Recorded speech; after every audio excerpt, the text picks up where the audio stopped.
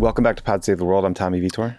I'm Ben Rhodes. Where's your jet lag on a scale from 0 to Bill Murray in Lost in Translation? So I will say, as you get older, this gets harder, you know? Yeah. And so I got back from, just to give you a little flavor of it, I got back Friday night.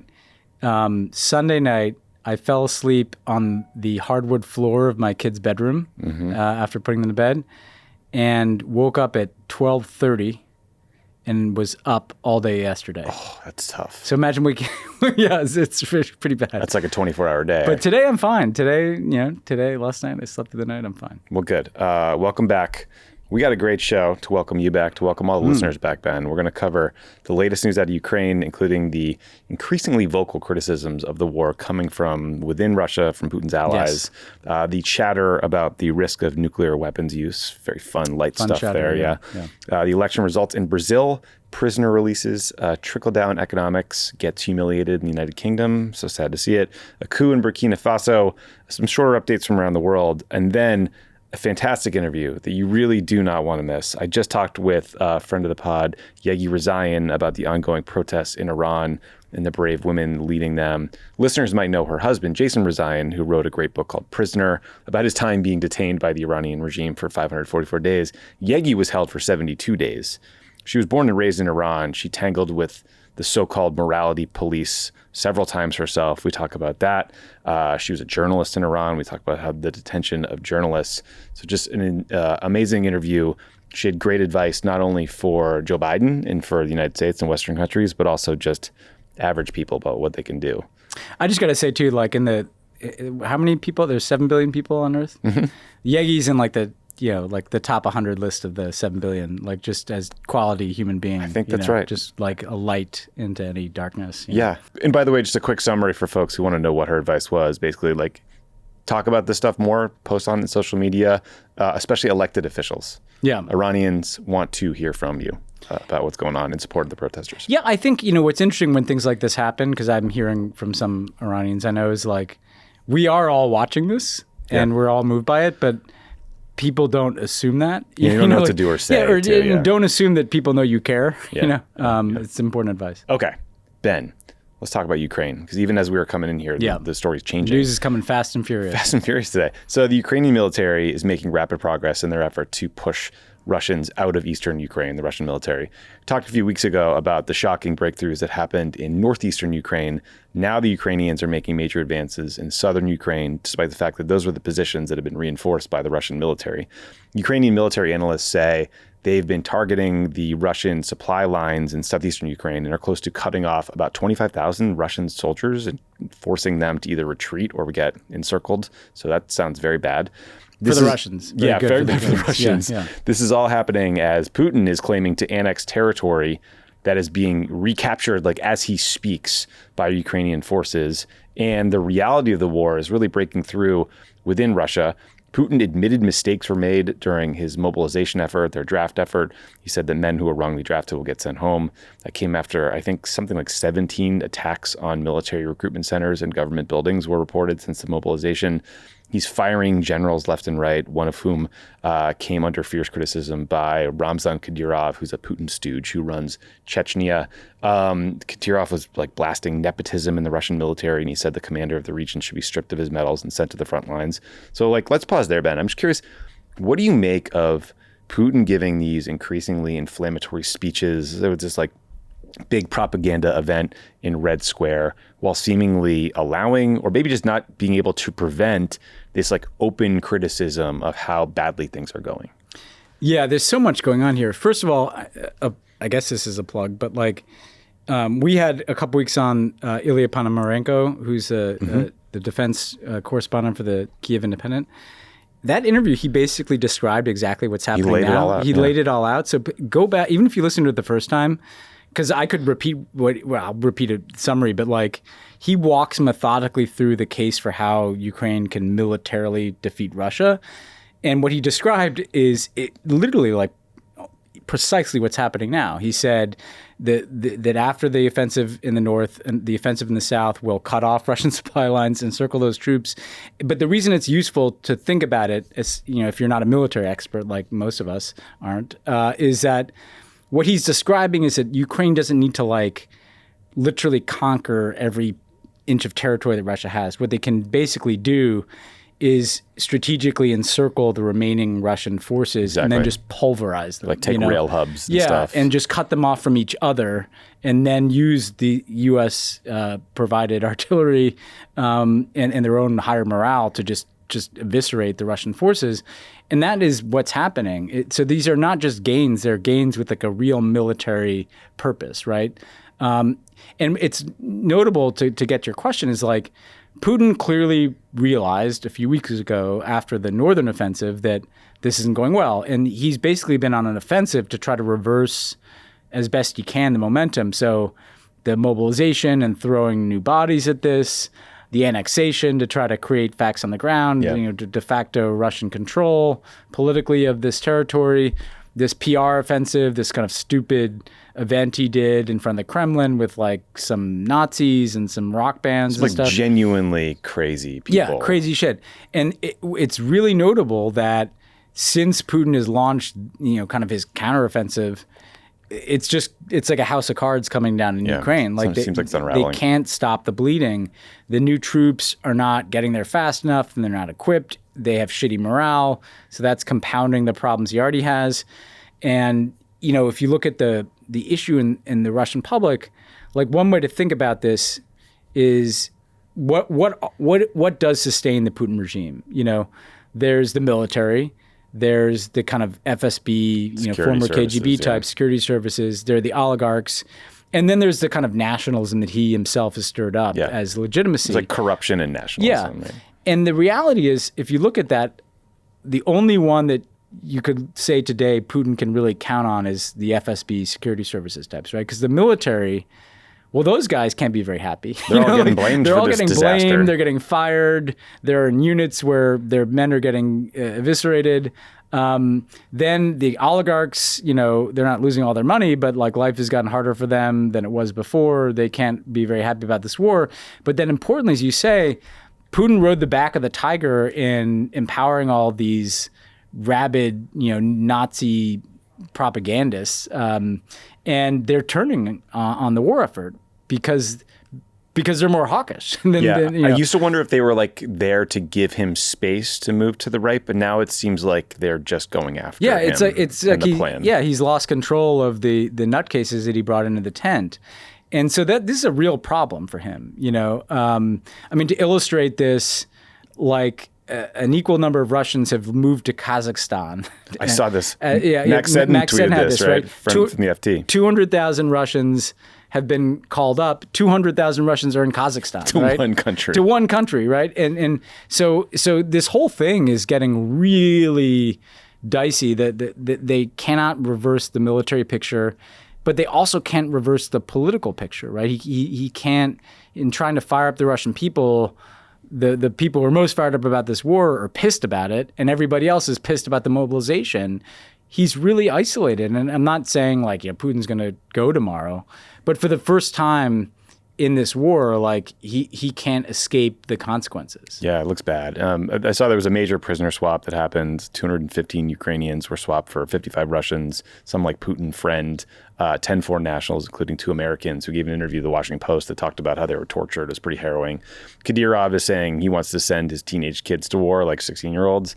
Sure, buddy. Believe it when I see it. But Ben, I think the increasing desperation for Putin is increasing chatter about whether or not Russia might use a nuclear weapon. And so why don't we quickly just talk about the range of options Putin might be considering. This was laid out in a op-ed by a friend of the pod, Joe Strancione. It's a sobering piece in the Washington Post. So one option Joe talks about is Putin could just detonate a nuclear weapon over some uninhabited area, like the Black Sea, just to show they're serious, to get the West to back down, to freak everybody out. Some scientists apparently in the Manhattan Project push for the U.S. to do this instead of bombing Japanese cities. Another option includes like a low-yield nuclear weapon, one that would kill thousands of people, devastate a target, but be some sort of fraction of the nuclear yield or the power of the weapons dropped on Hiroshima or Nagasaki. There's an even smaller version of that called a tactical nuclear weapon, which could be maybe 1,000th of the yield of those World War II era nukes, but would clearly terrorize everybody.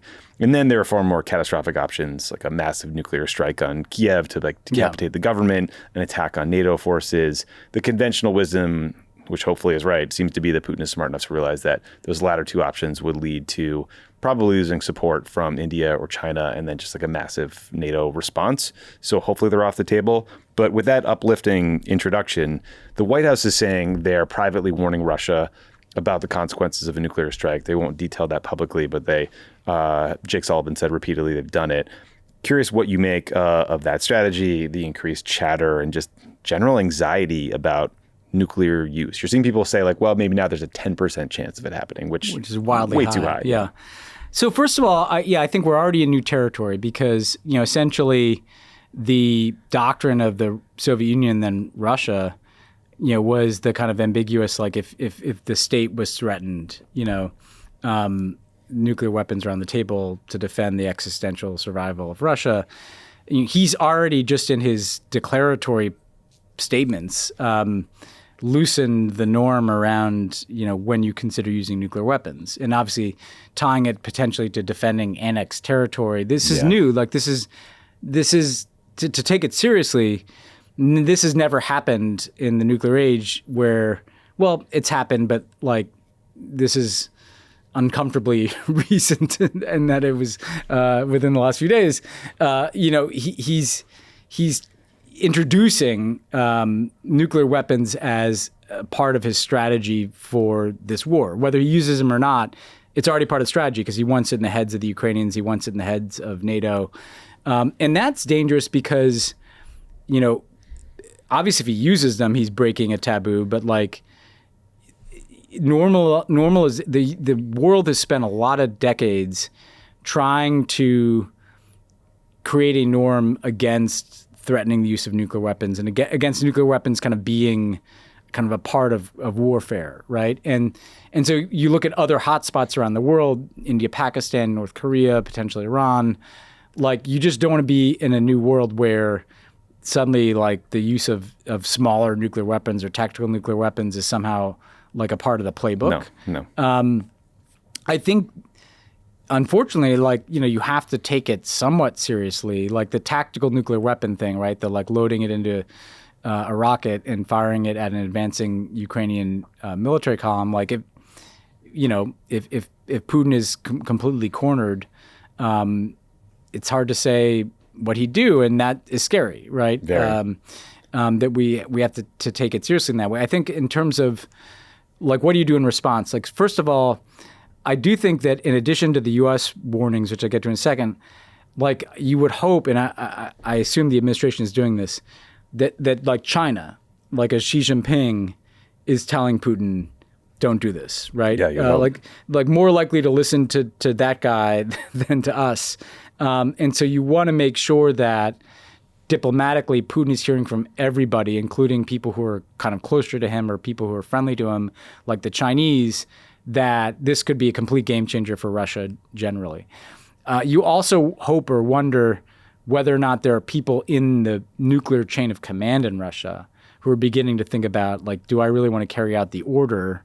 Because it's not like Putin can go fire the nuclear weapon himself, right? I mean, right? it could be a death sentence for the people involved. Yeah, and so, you want it in their heads too, because it, in some scenario, like him giving that order could actually hasten his demise because people would be like, we're not doing crazy. this. This guy's crazy. We need to remove him. In the awful contingency of what the U.S. does in response, I think people should, and you saw Dave Petraeus out there speaking for himself, by the way. I think people should not assume that Petraeus is speaking for the Biden administration, but I think what he's right about, he said, well, the U.S. could destroy the Russian fleet in the Black Sea and kind of destroy the Russian military conventionally in Ukraine. That's true. Like, that's the far end of what we could do. I think the thing that is likely is the U.S. would probably not respond to a limited use of nuclear weapons in Ukraine with nuclear weapons, and we're in World War III. But I do think a conventional military response is quite likely. It seems quite likely. If not that, I think you'd see a big escalation of the types of military equipment given to the Ukrainian forces, and maybe less of a concern about restrictions on, say, like missiles that can hit within Russia. Yeah. I think don't know how you could argue for those guardrails once a nuclear weapon's been used. We're in an entirely new world, even if he uses a tactical nuclear weapon. So, I wish I had like better news on this. I just think it's something that has to be taken seriously. There's the temptation I see sometimes of like, well, this is why the Ukrainians should just like make peace. And well, if threatening nuclear weapons is your pathway to successfully annexing part of another country, then we are also in a new world in which more countries will want to obtain nuclear weapons, and more countries might go to war thinking they can use their nuclear weapons to threaten countries to, that's not a good outcome either, right? No one wants to be there. I think that, look, I mean, Putin is a real cornered individual right now, and it's getting worse for him. And these types of threats could go up, but I think the risk for Putin, people should be aware, is real too, because the more he's dialing this up, and it seems like nuclear war is now a rising probability, 10%. You mentioned that China, the Russian military, the elements that Putin relies on, I have to think are more likely to, maybe think that this whole thing is not worth it. Yeah, and there's no doubt the Ukrainians are going to continue to press this offensive in every way they possibly can. So who knows what this conversation will be like a week from now. There could be more territory and, frankly, more humiliation for Putin, as territory he just announced as being part of the Russian Federation is now completely out of his control and back under Ukrainian control. We'll see. Yeah, and that's why they're moving so fast. There's a kind of urgency. I think it's worth saying that, like, you alluded to this a bit in your comments, but like they don't even know. It's not only that they don't control the territory that was annexed. When they were asked what actual territory they annexed, they couldn't even answer the question. Like the Russian officials, like Peskov, the spokesperson. So this shows you that nobody knows what is in Putin's head. No. Okay. Well, after that uplifting segment, let's turn to Brazil, Ben, because there's a major election on Sunday. They voted in a presidential contest that has huge consequences for obviously the Brazilian people, but also, the health of democracy globally and efforts to combat climate change. This election pitted, there are a bunch of candidates in this one, but the major candidates were the right-wing authoritarian president of Brazil, currently Jair Bolsonaro, and then the former president, a leftist populist named Lula da Silva. The results are that there will be another election, unfortunately, because neither candidate got 50% of the vote. Lula got around 48.5%. Bolsonaro got about 43%. The outcome sucks for many reasons, but it was disappointing and unexpected because opinion polls showed Lula cruising to victory, maybe by double digits. Bolsonaro had been out there arguing that his support was being undercounted by pollsters.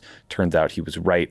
Now they have to do it all over again, turn out the voters again, and then both sides will try to win the votes of the 10 million or so Brazilians who voted for candidates who will not be part of the runoff or people who didn't vote.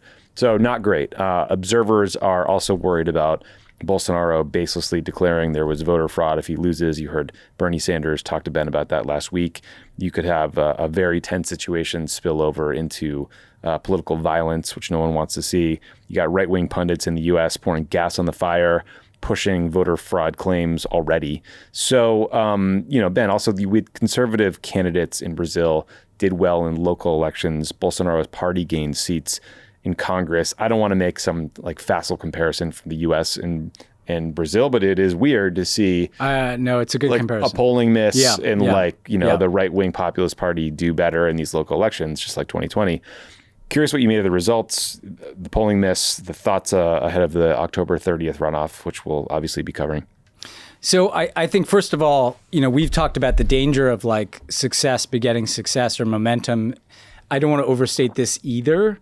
But I think it bears noting that if you look at the kind of right-wing, global international, there was a lot of reference to the Italian election, let's go, let's keep this going. Brazil's up next. Bannon was saying that, right? First Italy, then Brazil. And you do wonder, I'm not saying it had a huge impact on voting behavior in Brazil, but it certainly did, once you see one, neo-fascists get in, or semi-fascists, as Joe Biden would say. It does. You can believe it could happen. It does seem to put a little wind in the sails. Yep. Like the polling thing is super interesting because Lula was up kind of generally 10 points, up to 15 points in some polls. So there was like an overperformance for Bolsonaro or an underperformance for Lula. Except with Trafalgar. They had it dead even. Yeah, hey, Terrible political nerd joke. Yeah. Fast forward to that. Get Favreau in here to break it down the polls. But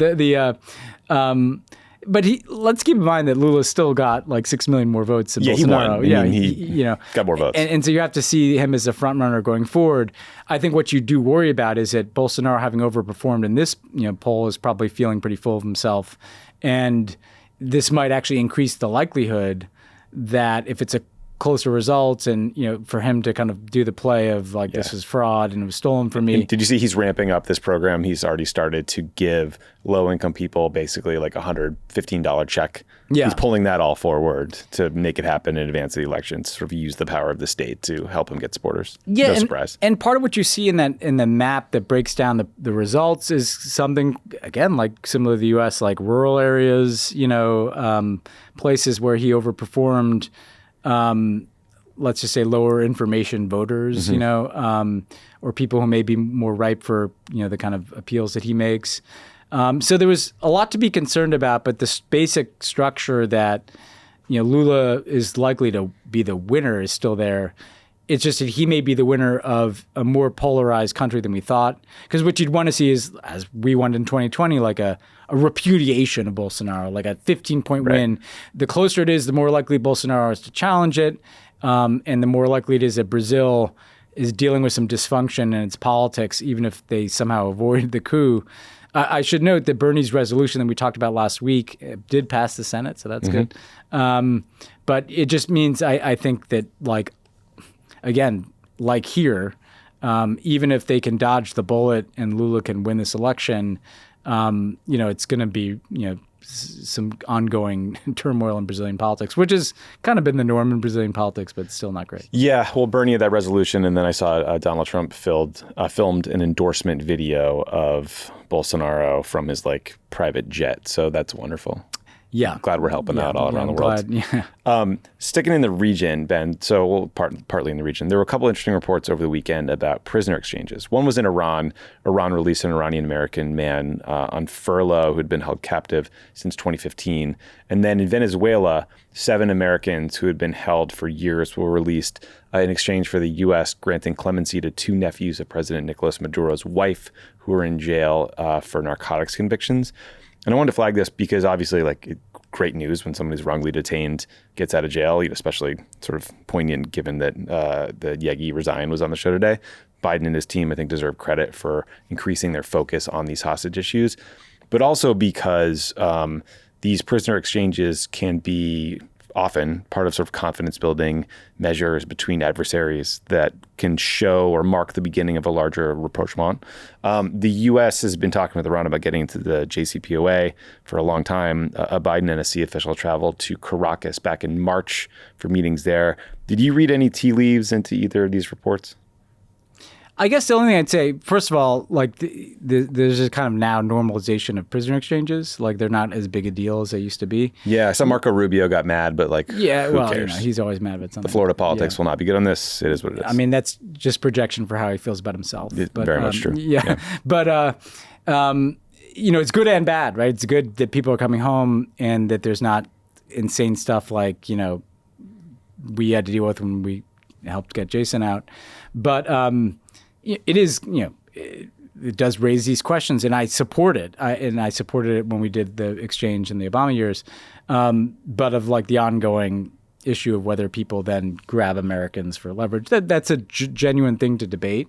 I think with Venezuela, what's interesting to read some tea leaves. I mean, in a way, when the U.S. de-recognized Maduro under Trump and recognized Juan Guaido and you had General Rubio tweeting from the Colombian border about a coup.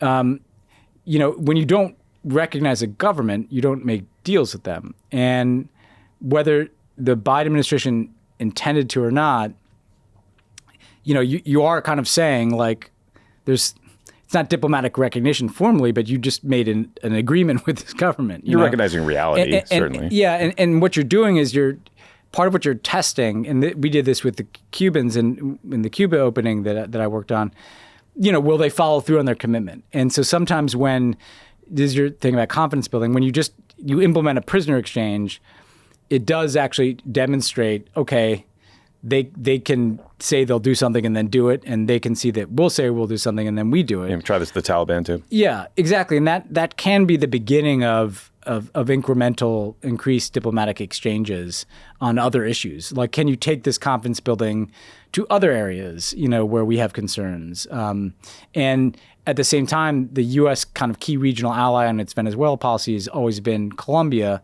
The new leftist Colombian president, Petro, shifted their Venezuela policy and kind of re-recognized, the Maduro government. And Tony Blinken was just down in Colombia. And so I have to think that there's just space to at least explore whether there's some diplomatic way to begin to address the political and humanitarian crisis in Venezuela. Sure hope so. It would be a long road, but if you could at least begin to try to improve the humanitarian situation and then begin to try to address political questions, whether it's some kind of effort to have unity government or pathway to election.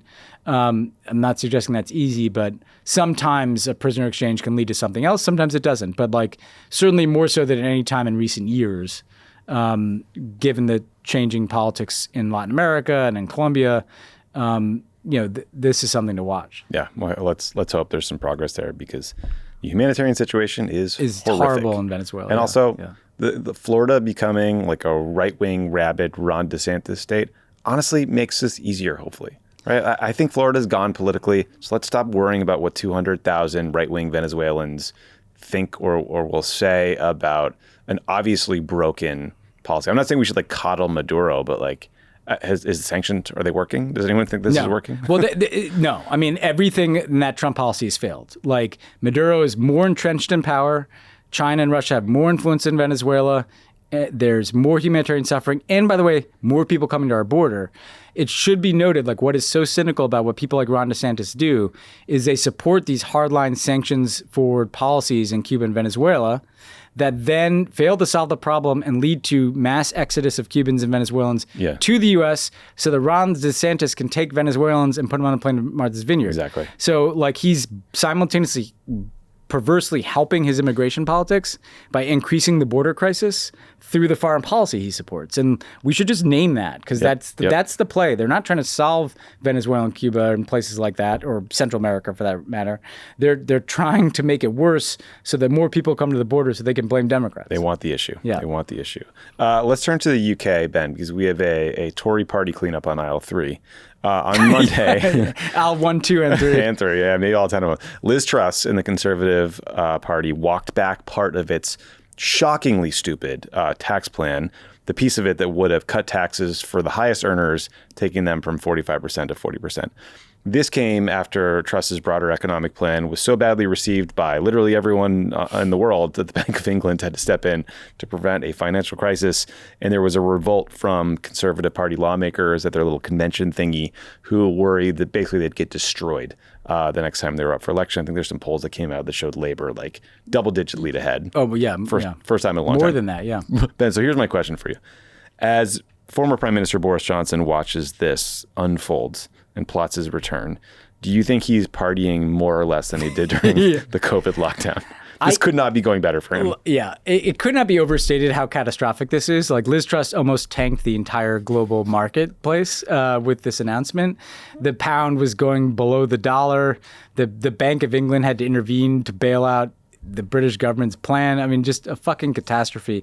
It's also an interesting, American tax cut policy is just as insane. Yes. It's just that America is so big, and the dollar and our bond market is so fundamental to the global economy that you can't have this kind of run on the dollar. There are some economic nerds who wonder whether what just happened was a seminal moment, because for decades we've had central banks stepping in and messing with interest rates or doing quantitative easing or tightening, and it solved the problem. This time the Bank of England stepped in and it didn't work. Yeah. And that is real scary stuff. It's scary, but it's funny. It's like we're so big that we can be more irresponsible. That's true. You can print more money. Yeah, exactly. But like, so it's nice to see this trickle down philosophy be so thoroughly humiliated. I mean, you're right. That is a seminal moment that happened. I think it also is like the final wake up call to the United Kingdom about what a deep hole they're in.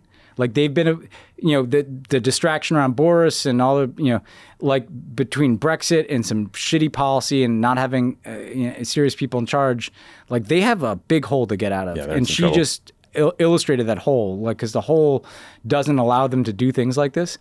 I think politically, to your point, like Liz Truss is probably not going to be as wild as it sounds, given that there have been 4 Tory prime ministers in 5 years, and she's probably not going to be the candidate in the next election. We'll I think they're going to dump her overboard, and they have to have an election in the next couple of years. But like, doesn't seem like she's got a grip on that party. I also think the guy who they made exchequer, I'm forgetting his name right now. He's like a rabid supply side economics guy. He seems like a guy who should not he seems like the guy who you want in your right wing think tank, but you don't want to actually in charge of something. Yeah, and I think he rolled out this plan and then went to some party, like a champagne toast with a bunch of bankers. Yeah, he's like the Grover Norquist of the UK, and obviously Liz Truss, she's prime minister, right? She's clearly good at politics on some level. She's been a survivor in the government for many, many years. But I listened to a bunch of local radio interviews she did last week. Someone on Twitter compiled them. Yeah. She did all the BBC Wales, whatever. Yeah.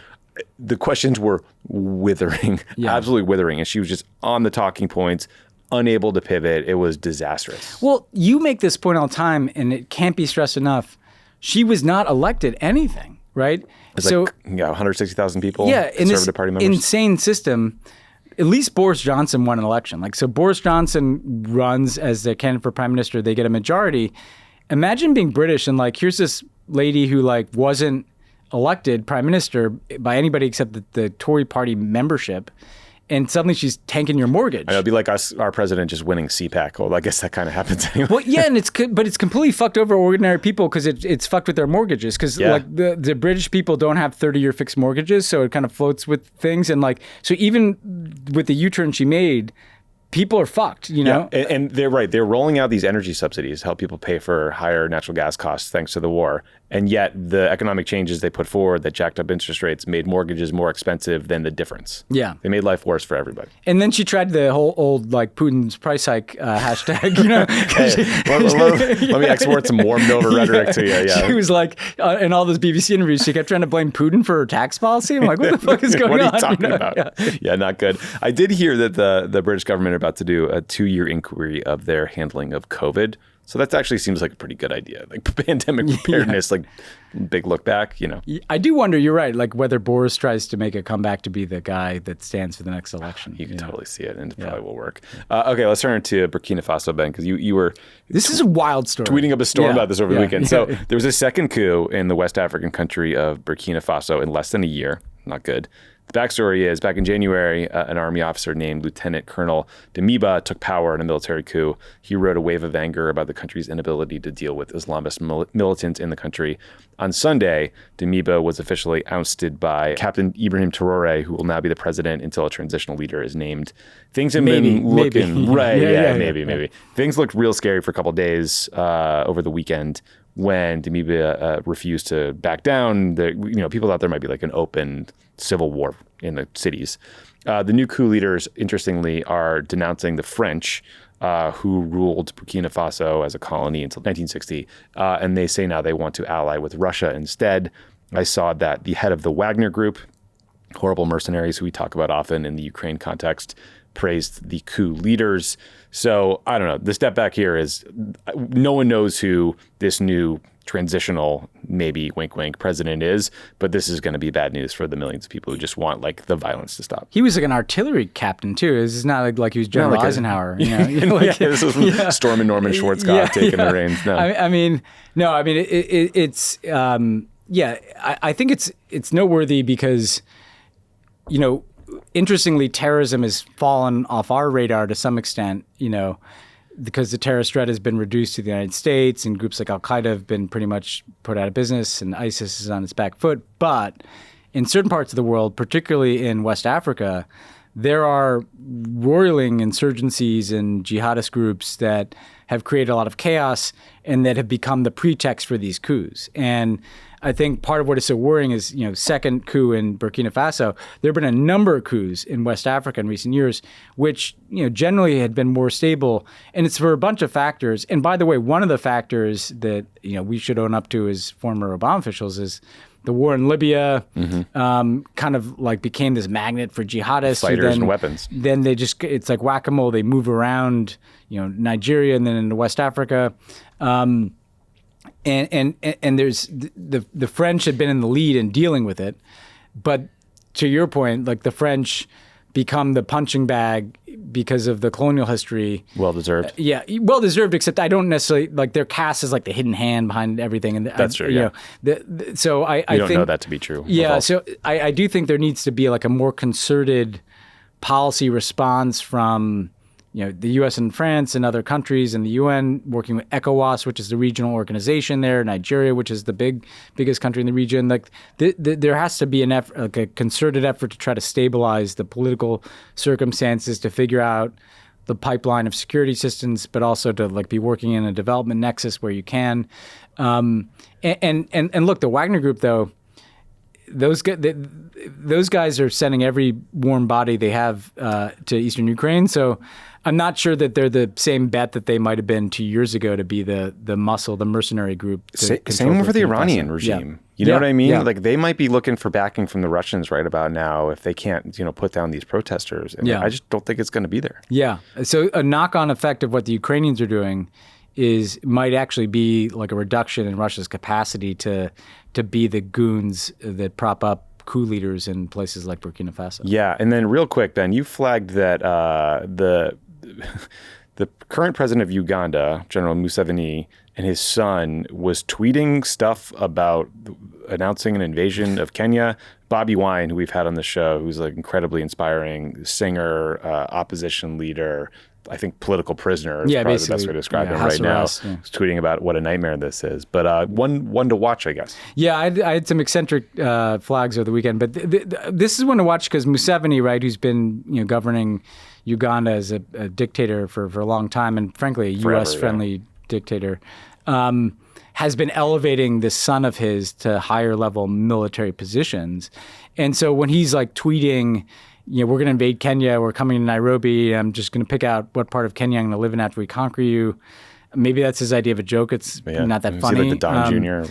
But Uganda, again, a big country, like been central to U.S. policy, like in a way that I think redounds poorly on the U.S. commitment to democracy. This is one to watch because Museveni's getting old, and what the succession plan is there, it's a little worrying when the guy who might be part of the succession plan is threatening to invade the most important country in East Not Africa. ideal. Not ideal. A couple quicker things to close, which I'll warn you in advance, all suck. North Korea fired a ballistic missile over Japan for the first time since 2017. That went over about as well as you'd expect, terrified millions of people. The missile landed 2,000 miles east of Japan. It's the 23rd North Korean weapons test this year. The U.S. and South Korea responded by bombing some random uninhabited island in the region. I think they just had some joint exercises before that. It just, unfortunately, Ben, seems like we're going to fall into another cycle, the third decade in of threats, escalations, sanctions that go nowhere while North Korean people starve, while there's no progress in any sort of, interpeninsula rapprochement. So stay tuned for that, especially if the North Koreans conduct another nuclear test. Yeah, I mean, nothing to add on the test. What I would say is that like North Korea bears watching. Some of this is right. There's a major geopolitical event that takes attention away from them, and they want attention. They want to test out some new missile. But also there have been these reports of the North Koreans are going to provide artillery to Russia. There's like a bizarre report that the North Koreans had offered like 100,000 troops to go fight in Ukraine, like in Asian media, But I only raise that not because I think they're going to send 100,000 troops to Ukraine, but when there's a big war like there is in Ukraine, you kind of look where could it spread or how, like not Iran, North Korea as these kind of Russia-friendly rogue states, like both in their own way in some form of trouble. I just, if you look at the history of how wars become like world wars or bigger conflicts, it's usually when like a war starts and it's not going well for somebody, and then somebody gets pulled in. Somebody else gets pulled in. So I just worry about the way in which North Korea is going to interact with the whole Russia situation. Yeah, it probably will not be helpful. Yeah. I'm reading a great book about Kim Jong-un right now by Anna Fifield. She was with the FT for a while. I think covered the White House. It's called The Great Successor, The Secret Rise and Rule of Kim Jong-un. Recommend it. Ben, another awful story out of Indonesia where 125 soccer fans were killed when police fired tear gas at fans who would run onto the fields. That led to panic. People tried to get out through these narrow exits. They were crushed. They were trampled. Horrible stuff. The government says they're going to set up a commission to investigate. And another really dark one is that officials in Haiti say cholera has returned to the country. 7 people have died, but the disease killed 10,000 people after an outbreak in 2010 that was linked to the earthquake relief efforts from the UN. Also comes as Haiti is dealing with gang violence, fuel shortages, and just the worst conditions imaginable. So yeah, terrible stories. The Indonesian one, I mean, to me, the headline of that is like they have serious policing problems. Serious, yeah. Their first response to like some soccer violence is to like tear gas a bunch of people and basically create this dynamic that leads to all this death. So if anything good can come out of this is hopefully some policing reform in Indonesia. Yeah, we'd like to see it. Last story before the interview. Thousands of people in northeastern Spain got together, went to a stadium, and they tried to construct the highest possible towers of human beings. I don't know if you've seen these photos. These guys literally climb on top of each other. They stand on each other's shoulders. It's this like centuries old tradition in Catalonia. The winning team won over 15 grand. They built a 43-foot human tower. But I do assume that the real goal of the competition is to make running with the bulls seem less stupid. Because I can't imagine doing this. Would you want to be the guy the 43 feet up? No. 13 people went to the hospital. I mean, what kind of planning goes into it? It looks like a lot. Are there rehearsals like who? The Post had a long story on this. There's a section of the tower that's called a trunk, which I don't know if that's what the Tribune Co. people were going for when they renamed their institution. Yeah. There's some traditions that sometimes you have to rethink. Yeah, some good ones. But maybe it's a good time. I mean, people. I love Catalonia. Like they're some of the most wonderful people on earth, but. This is a little eccentric. There's some weird stuff. Like, I have Southern Europe on the brain because of Catalonia, but like, there's that race in Italy where it's like this bareback horse race. Have you seen this? It's like totally insane. No. Yeah, like there's just, and it's been going on for like 1,000 years. Like there's some stuff like from the Middle Ages. It's probably like, should have been retired a while ago. Hard-bitten traditions. Hey, but maybe it's fun. I mean, maybe we'd all be happier if we did human periods. Next year, we'll go. Yeah. Okay, we're going to take a quick break. And when we come back, you will hear my interview with Yeganeh Rezaian about the ongoing protests in Iran and the brave women leading them. So stick around for that. I am so excited to be joined by Yeganeh Rezaian. She is a senior researcher at the Committee to Protect Journalists. She was born and raised in Iran. She worked there as a journalist for many years.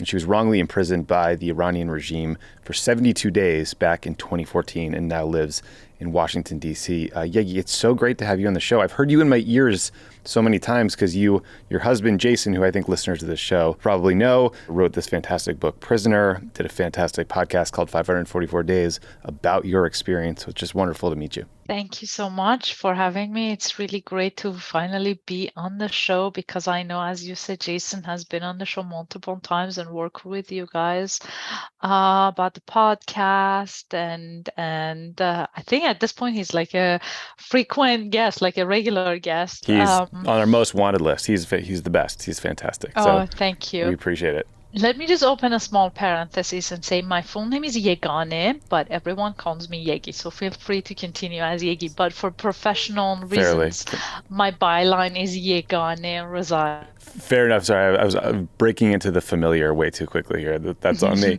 We're here to talk about these protests that have been happening across Iran for weeks now. They started in response to the brutal treatment of this young woman named Mahsa Amini by the so-called morality police.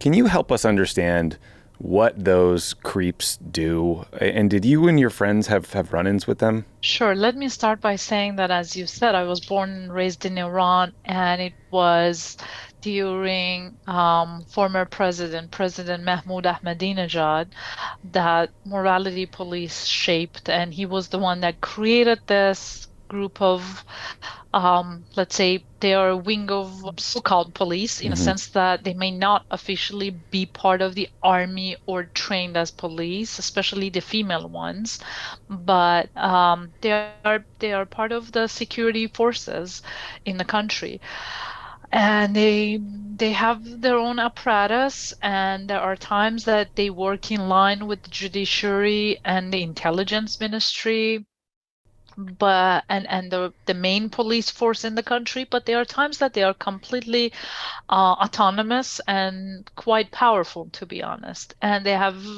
um, different stations that, again, can sometimes be part of any police station in the country, but they own their own stations as well. And I was arrested by them multiple times. Their job, the reason they call them morality police, is that they were formed to make sure Iranian women, first and foremost, adhere to the Islamic compulsory hijab properly or Hmm. correctly. And Hmm. by that means they have to cover their hair and head completely so they can only show face, no hair. And for their body, they are supposed to wear a uniform, which we in Iran use a French word for it called manteau. And that is supposed to be below your knees. You cannot show butt or anything. It should be like quite long, if sorry, pardon my It's language. okay. Um, yeah, and by that, that is supposed to be proper hijab. And their claim is that, um, and let's be honest, these are like very brutal forces. They do not have any mercy, and they were created to police women, but there are times that they also, I have seen by my own eyes that they arrest young boys as well if they wear like a t-shirt you are wearing, like Hmm. too much of a short Oh sleeve, no. or if men wear shorts, or if they have boys have like fun haircuts, they can also be Hmm. arrested. Or if there's like a special logo or something on their t-shirt, so those can be problematic as well. Um, and these people are, if we can call them, I don't even want to use the term animals, because Yeah. animals are some of the nicest creatures on True. our planet. These people don't have any mercy, and they are very brutal. They arrest people based on their own records. They have beaten people at the time of the arrest. So usually arrests are very violent. They shove women. They like lift you up from the floor, and they like hit you anywhere on the way, shoving you to the police van, and then they take you to their stations, and their supposed claim is to guide you Hmm. to follow the Islamic laws more properly or better, but in a very forceful, violent way. I was arrested multiple times. In fact, I remember the last time I was arrested by them, it was like a couple of weeks before Jason and I got married in 2013, and my sister and I were arrested, and then we ended up in one of their stations for quite a long time, for like few hours. But Hmm. when you are there, your heart is beating like boom, boom, boom, boom, boom, boom, boom, Yeah. because you don't know what's gonna happen. They treat you really bad. They badmouth you from the moment they arrest you. Hmm. They humiliate you. So their language is very humiliating. You can easily, if you have a little bit of resistance, you can be physically harassed, beaten, Wow. and getting back to the sense that I said, some of these people are not necessarily part of the trained army. Hmm. That's what in many cases causes plus the brutality causes these deaths because they are not really trained in terms of let's not hit her head, so Right. bang. You know Right. what I'm Right. saying? Right. Like an un like an intentional carelessness. These people are not like American commanders or special task force Yeah. that are trained how to like take care of their subject. So Yeah. in many cases, those deaths are uh unintentional because of the carelessness, but also they think they want to give a lesson by Right. arresting one person to the rest of the society. They want to issue a message. So if we arrest this person, this young woman, in front of 1,000 others in the street violently, then those others will take their lesson and follow the hijab, compulsory hijab guidelines more accurately Hmm. and properly. So that's what happened to the 22-year-old Mahsa, who was a Kurdish woman visiting Tehran. So she was arrested in Tehran, in the capital, but she was originally from Kurdistan and was on a summer vacation with her parents and brother, which is like so unbelievably Just wrong. awful. She's completely clear of any wrongdoing. She was just on a summer trip. Hmm.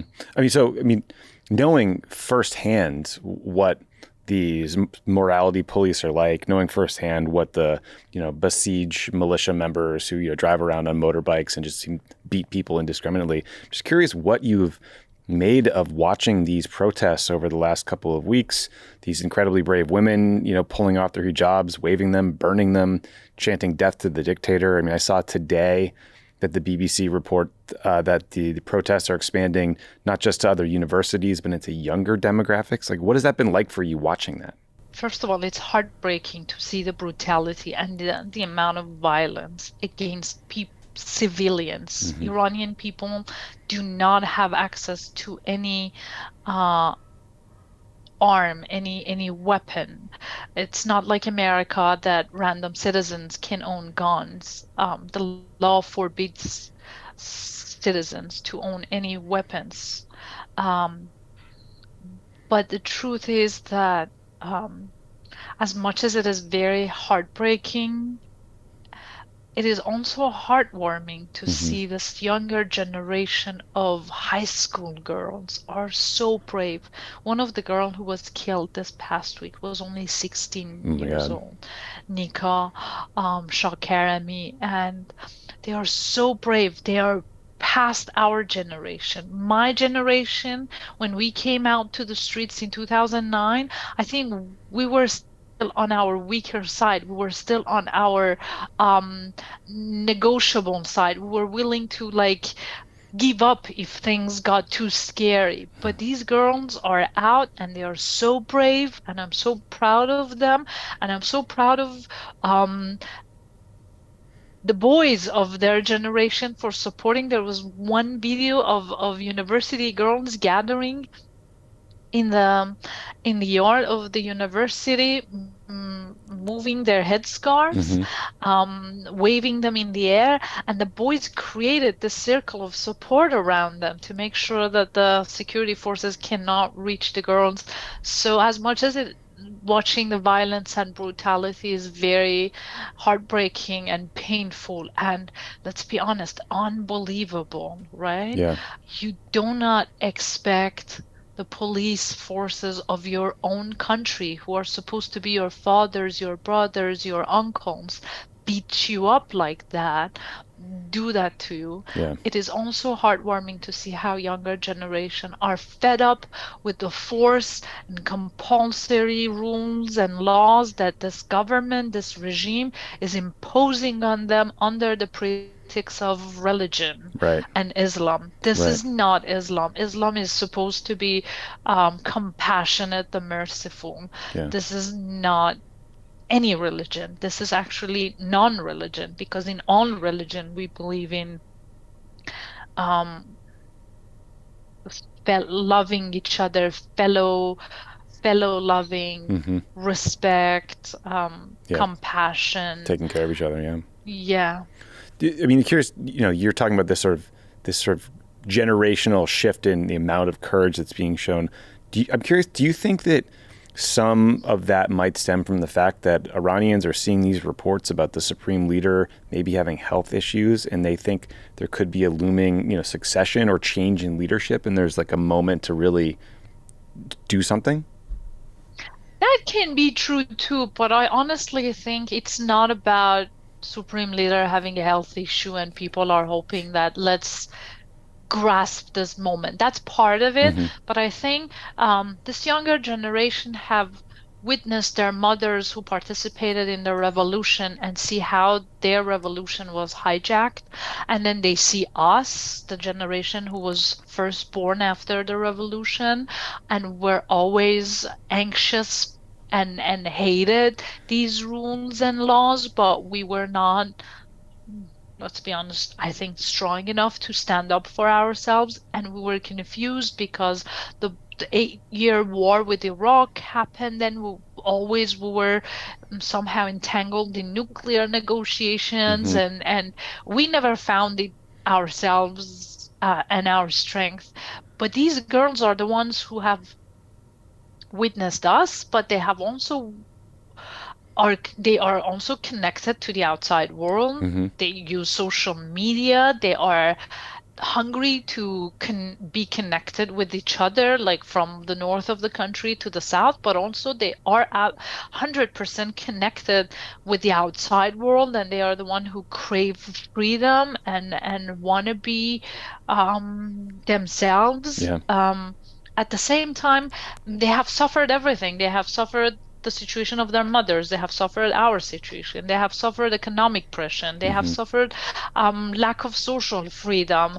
They are the ones who and especially girls, like anything that anyone in the country is going through, it feels as if it's 100% worse for women, Mm-hmm. because on top of all the cruelty and the violence and the dissatisfaction that a society is dealing with, these girls have to wear that hijab, and they're always condemned because of that. And that is always like a stick above their head that the government can use and can beat them. Right. So I think they are absolutely breaking all of those forced supposed norms. Yeah, it's truly incredible. I mean, I saw, the Supreme Leader was out today, I think, saying, "Oh, my heart is broken over the murder of Masa Amini."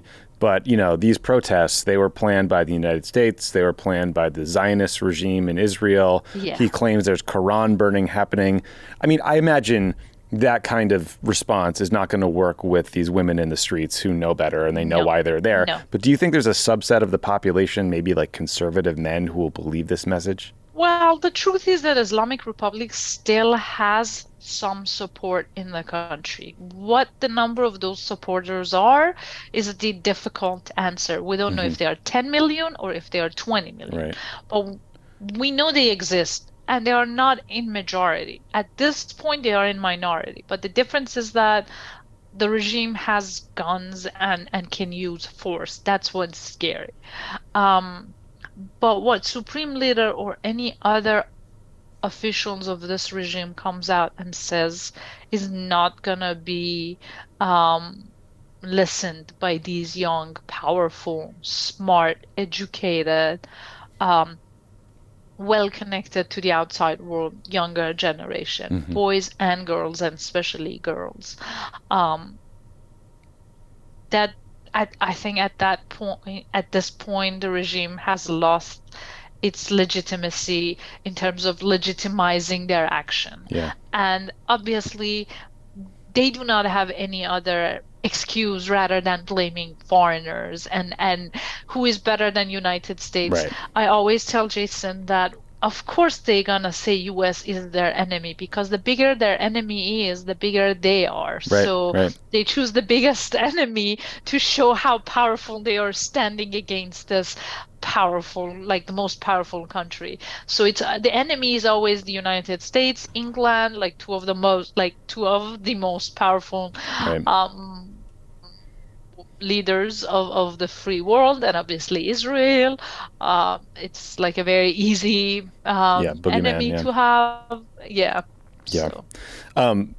Meanwhile, these young women in the streets are just, kicking their ass up and down. So your team at the Committee to Protect Journalists have been sounding the alarm about the arrest and the detention of dozens of Iranian journalists. What do you think is happening there? Is this like a systematic effort to get them off the streets and prevent reporting of what's going on? Yes, it's definitely a very systematic way of silencing journalists, silencing any critical voice, and silencing any flow of information. Because I want to tell you this, Tommy, Iran is this country that all media is state-run. Okay, so most traditional journalists who write for any platform like newspapers or magazines or they runs IRIB, which is the Islamic TV and radio. If they disagree with the government, or if they want to cover any of this news of protest and killing and beating, they cannot cover it in the relevant media that they work for. So many of these journalists, as much as and as long as they were hired by those state-run media, they use their social media platforms for reporting. Interesting. So the government has a very systematic way of monitoring their social media platforms, including Twitter, which is the first and foremost way of news circulation, despite being fully filtered in the country since 2009.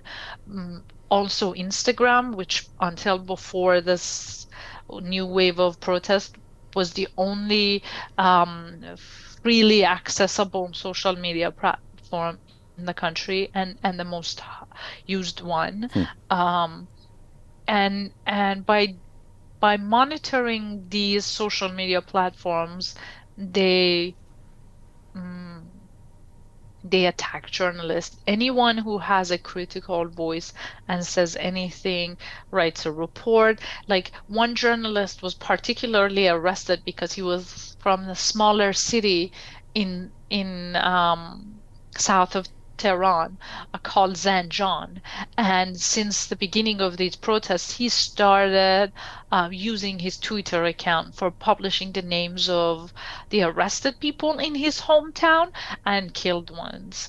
So anyone killed and injured during protests on nightly basis, he would issue their names. Like go around the city, get in touch with the family, and publish their name. He was immediately arrested after Just 2 like nights basic of doing reporting. that. Basic reporting. So you can see that any journalist who has been arrested up until today, we have documented 36 arrests of journalists, and one has been freed.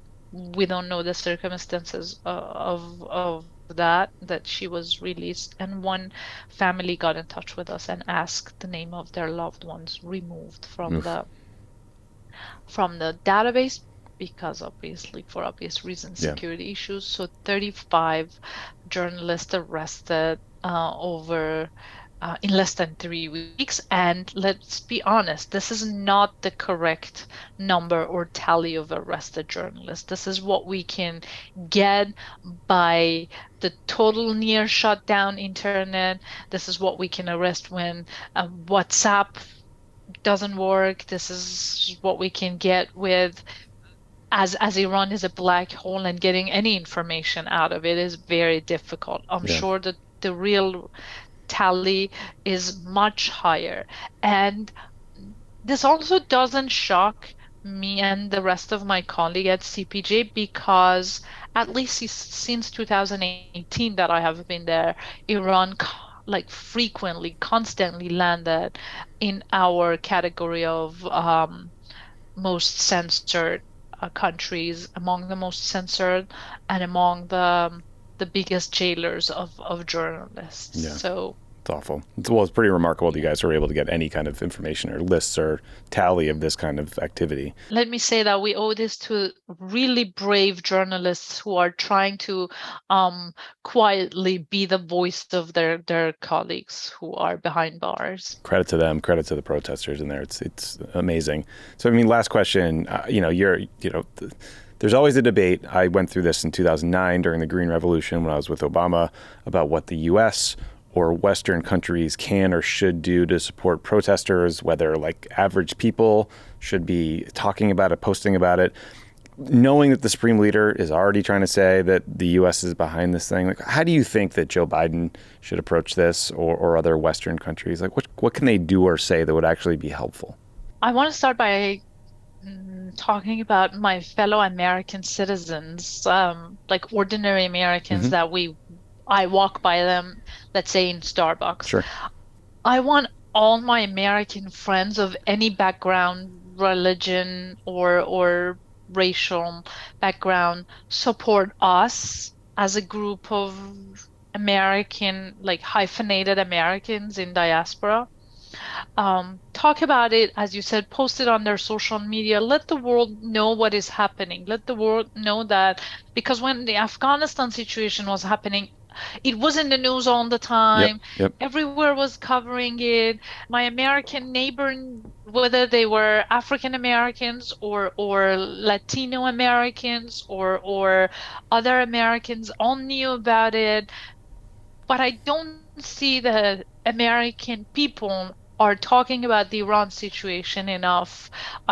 They are not talking about how there's this country in the Middle East that the regime is suffocating people and took them hostage and they are beating them up in the street.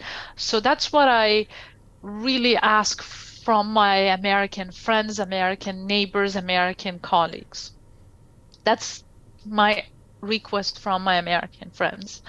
Um, in terms of the government of the United States and other world powers or any government in general, um, I remember this debate we had in the streets of Tehran, like dying to see a little bit more support Hmm. from President Obama at the time, and we were still very young and confused. We didn't know what kind of support we needed, Yeah. right? Yeah. Let alone to say that you guys should have been known by like then.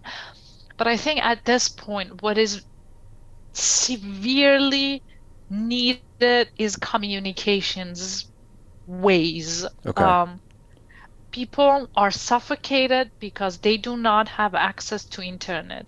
If they cannot communicate with each other and if they cannot communicate with the outside world, these protests will die out. Mm-hmm. I remember in 2009, our protests and our power of assembly died as soon as they filtered Facebook. We could not hear of each other and the outside world could not hear of us.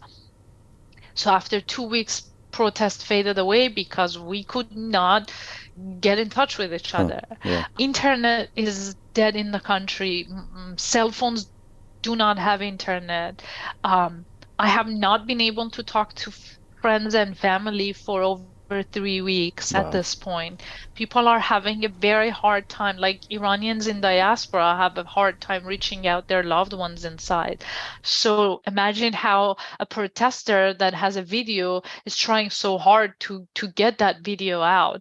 What I beg from any official in the US government or any other government is to help. And this help should be quick.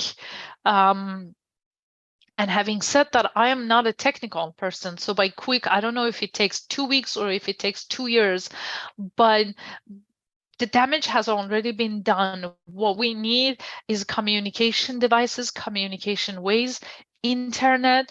Everyone inside Iran talks about Starlink. I have had friends who texted me saying, get us Starlink. They Yeah. think Yeah. Starlink can just jump on the roof of their house and start helping them. It's not like that. So first, they should not issue statements that are misleading because people are desperate and they believe. Um, Elon Musk tweeting that Starlink is now active in Iran, as much as it's very sweet, it's misleading. Yeah. Yeah. Yeah. Starlink is not active in Iran. People cannot reach it. And if anyone can take the required equipment, like dishes or anything, to set it up, that would be the government, right? Right. Right. Yeah. Normal Iranians cannot take those things in a luggage luggage back to the country. No, they cannot. So communication, that's what we need help with first and foremost. And then policy issues.